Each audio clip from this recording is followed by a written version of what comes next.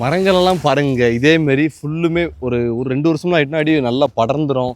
DTCP approved 30 அடி தார் road பழிப்பாதை ப்ராப்பராக வீடு கட்டுறதுக்கு ஏற்ற இடங்க. குருவிலாம் பாருங்கள் அழகாக கூடு கட்டி வளர்ந்துட்டு இருக்கு. நம்மளும் வாழலாம்.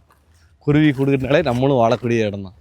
என் கூட வாங்குங்க. தூத்துக்குடி மாவட்டத்தில் இடம் பார்த்துட்டு இருக்கீங்களா? அதுவும் இன்வெஸ்ட்மெண்ட்டுக்கு டிடிசிபி அப்ரூவ்டு 30 அடி ரோடுங்க.